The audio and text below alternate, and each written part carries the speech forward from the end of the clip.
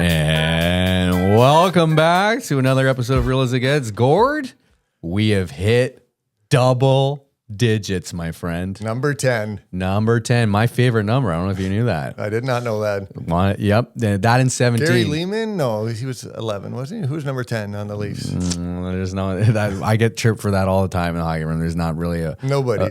There's not too many famous 10s, but I like 10. No, I like 10. 17's my favorite. 17 is my Wendell Clark. is up there. Yeah, Wendell's a stud. How are we doing today? We're doing good. Yeah. How's everything with you?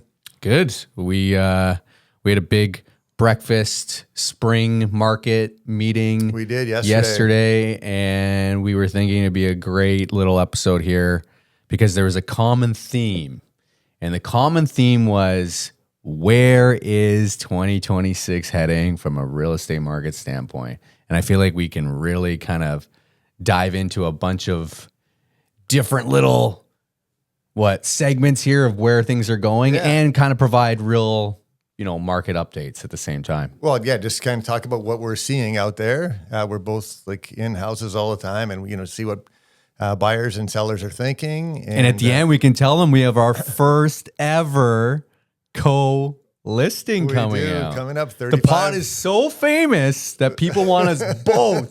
That's gonna be awesome. Yeah, I know. I'm excited too, man. It's a very special listing too. It's penthouse. Really nice. Yeah. So it's gonna fly off the shelf. People, be ready. We get asked a lot, like, how's the market? And what do you think? And that was the theme yesterday too. What do you asked a lot of realtors? What do you think's gonna happen?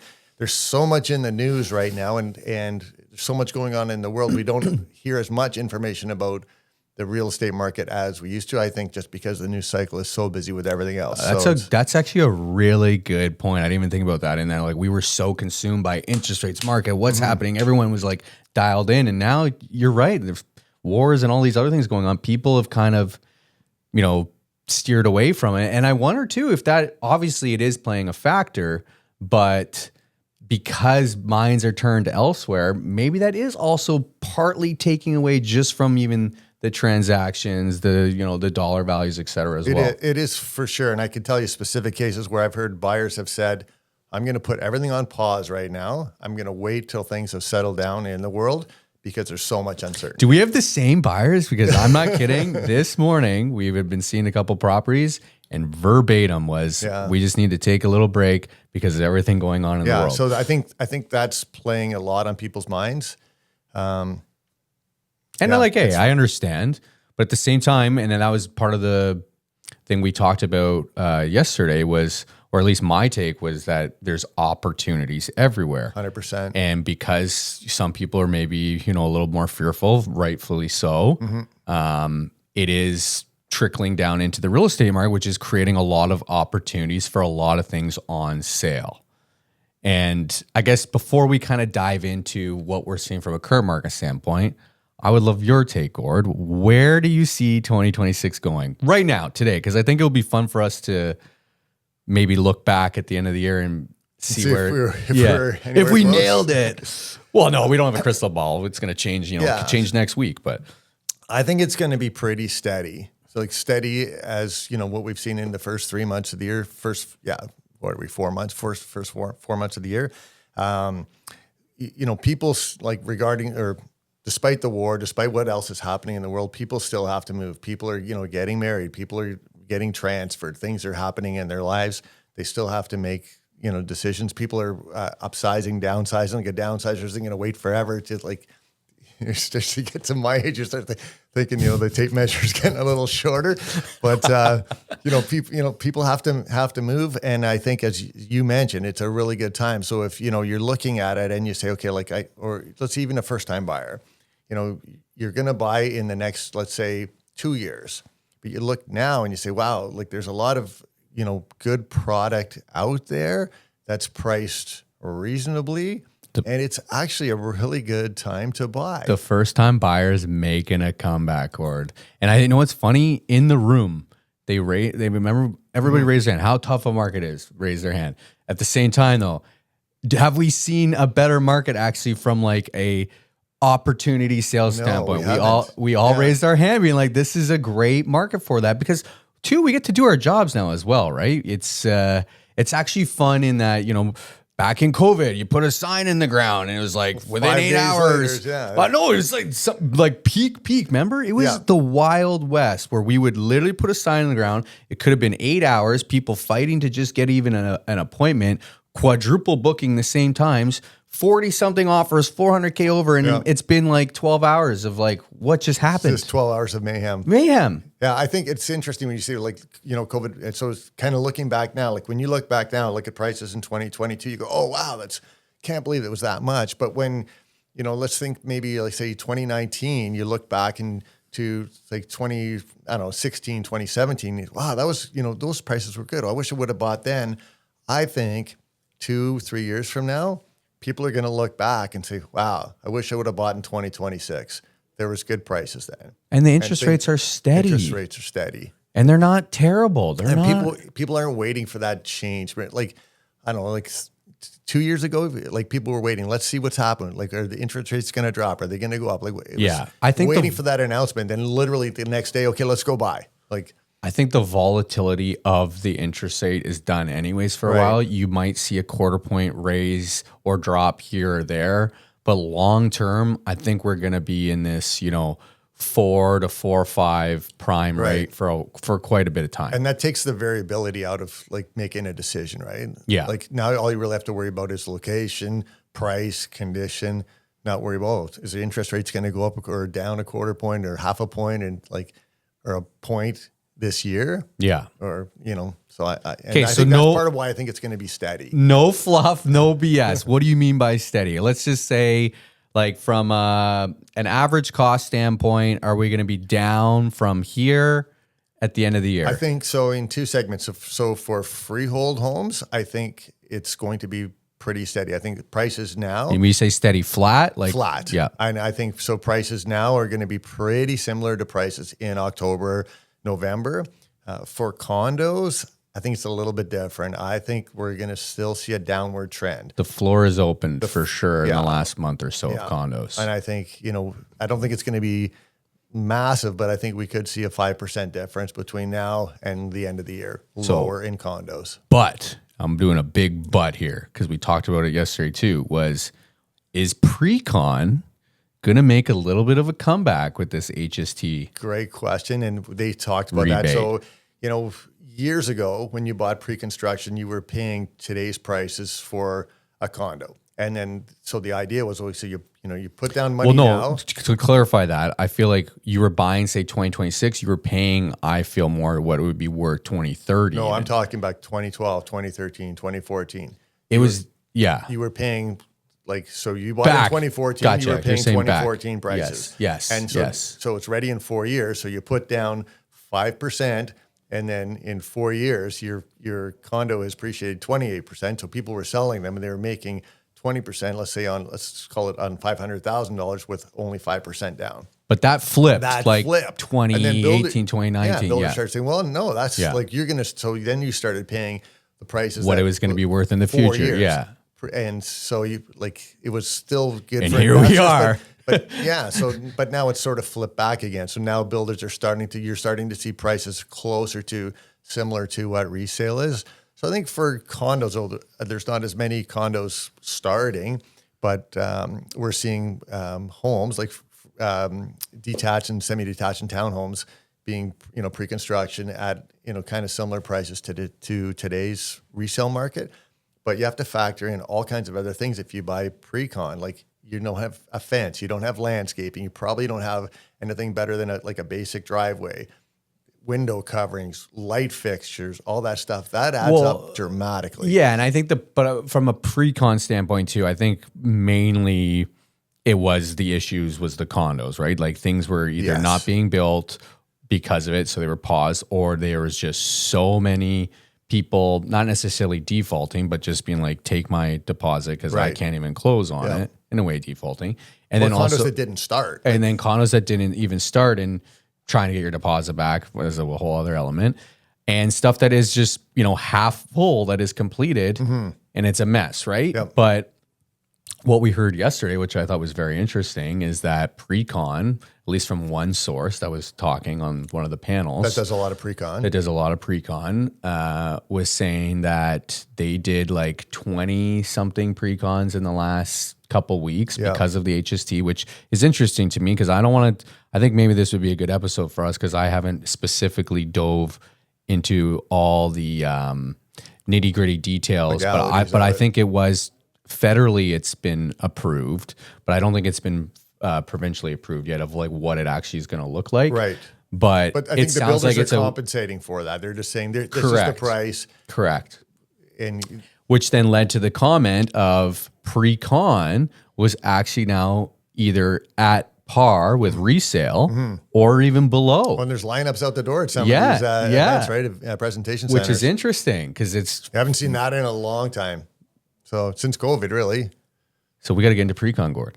Okay. Yeah. So 2026, we're saying freehold will be flat. That's condos from a resale standpoint, bottom floor open. What do you think? So my whole shtick even yesterday was just opportunities for everybody. And I think what you're seeing right now today is that supply is still there. There's still a bigger supply than what we've been used to, but new inventory from a spring standpoint is significantly down. We did not get that big spring supply wave. I think part of it's weather, maybe. Do you think it just took longer? You want to say this winter has been brutal, eh? Usually after March break, that's kind of the typical time. St. Patty's usually can have a little, patio weather, and then you usually get hit with maybe 1 or 2 snowfalls. You're like, okay, typical Canada. But we're coming into May here, and even today was like 6 degrees walking the dog. I'm like, come on. Anywho, just a little segue there of Trev being tired of the cold. He brought the northern accent in there. It comes out there. The Canada, eh? So yeah, I think that there's opportunities everywhere, and the supply that we're used to from a spring market standpoint really didn't come.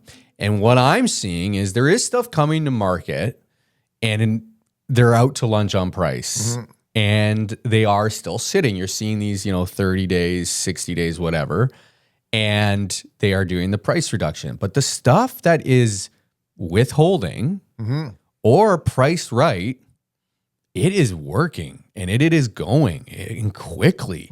And I just showed one yesterday that we were given the home inspection, and it wasn't a Toronto property, which is pretty standard for Toronto to get the pre-home inspection, but it was in Mississauga. Here's the pre-home inspection. Here's the offer date.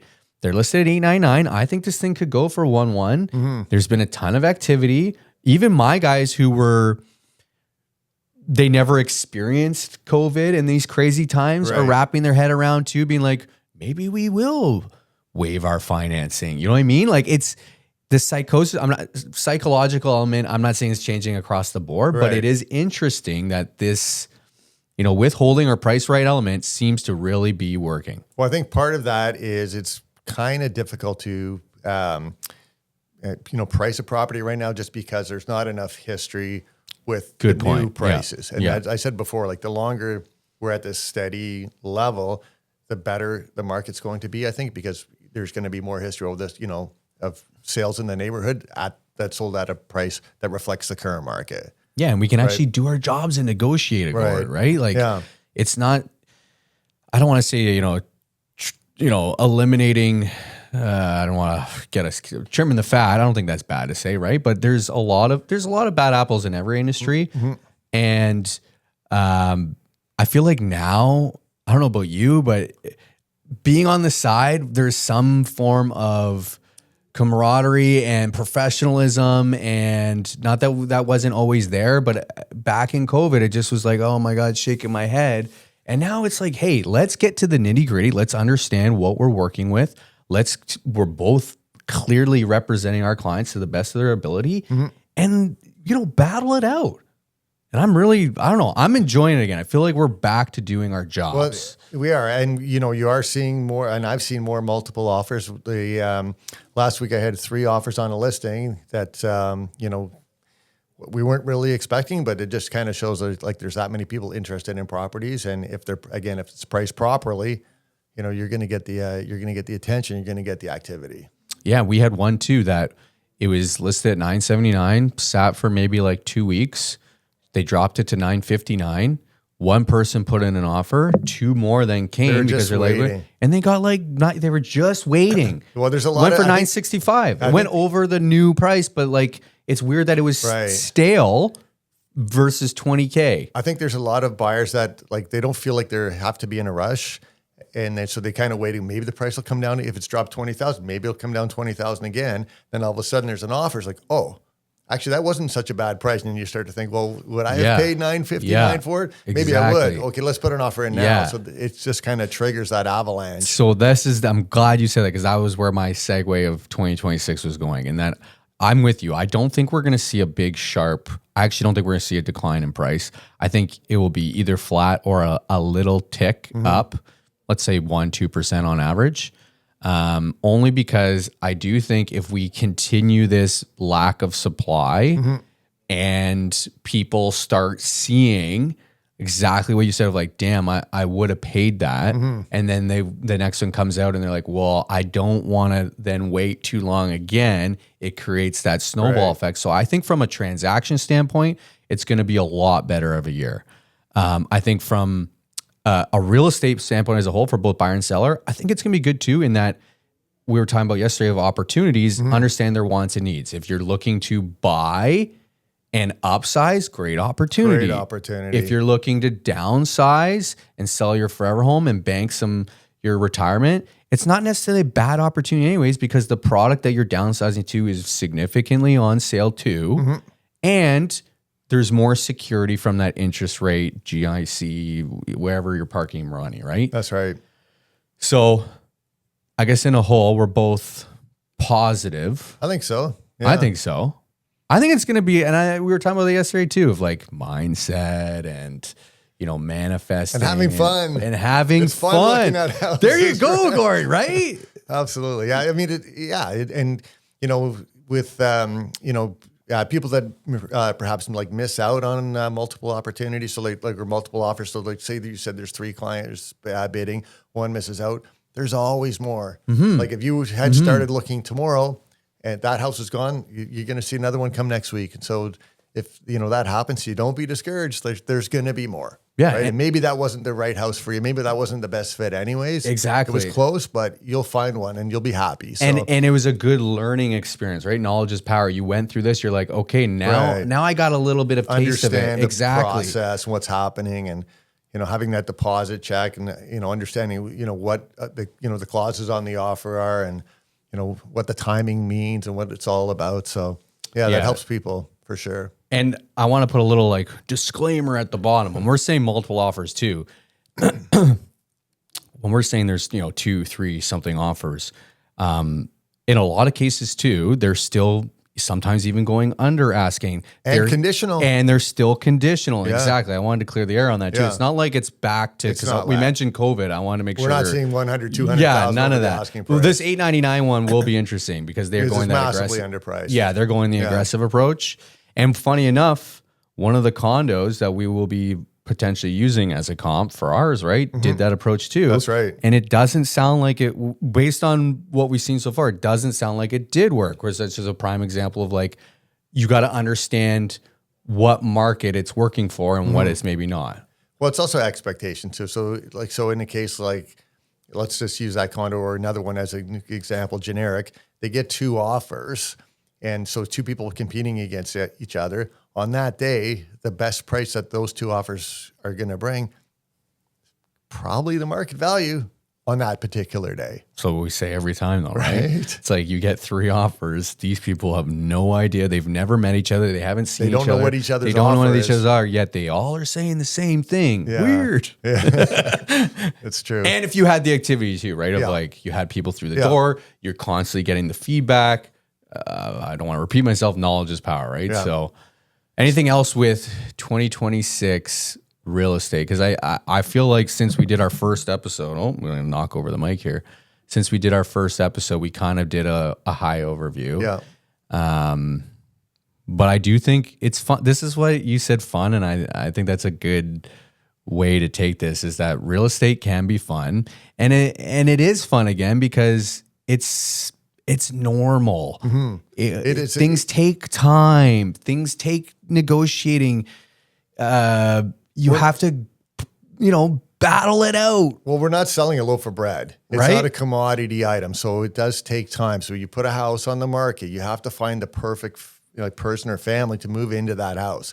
It doesn't happen in 5 days. Yeah, which we all got used to. We got used to that, and I think that people thought that's the norm. Like, oh yeah, I want to sell my house. So yeah, like I'm going to put it on Monday, and by Friday I'll have sold it, and I'm going to move on Saturday. That doesn't happen. Yeah. It takes 30, 45 days now to sell a house. Easily. And then you're usually having a 60 to 90 day close. Right. And that's because, buyers are taking their time. They don't feel pressure. They don't feel like if they don't go to the showing, like the 5 minutes after it comes on the market, someone else is going to buy it. Exactly. So, they get to go home. They get to think about it. They get to talk to their parents. They got to talk to their spouse. Which is how it should be. Which is how it should be. Yeah, exactly. You shouldn't have to make a decision. Remember showings were 15 minutes? Okay, guys, we've been in 15 minutes. This house is 1.3. It's probably going to sell for 1.6. Do you want to buy it? Tonight. Yeah, tonight. I don't know. Like, I'm so scared, yeah. Okay. Will I ever see like this one again? Probably not. I don't know. Maybe tomorrow, actually, but it could be also higher based on this one. Yeah, it was crazy. That was crazy. That was a horrible way to buy a house. It was so much pressure. It made no sense, too, because there was no thought or logic. Like, you'd be like, what's this going to go for? Your guess is as good as mine. This is crazy. I have no idea. Yeah. The one that went yesterday, I didn't think would even go near that. And then here we are today. That's It was right. like day by day by day it was different, not week by week. I like this market better. And it's more of a normal market. And I think people think it's a down, but this is how it was for years. It's down from peak. And if you look at peak, it was like a hockey stick. It's crazy. It's crazy. Yeah. Prices don't jump by 20% for homes. Yeah. So I think 2026 is going to be a good year. I think there's going to be a lot of transactions. I think there's going to be a lot of activities. And I don't know. Is there anything else we want to cover on that? I don't think so. I agree with you. I think we had a good little. Positive. Do you have a dad joke or anything?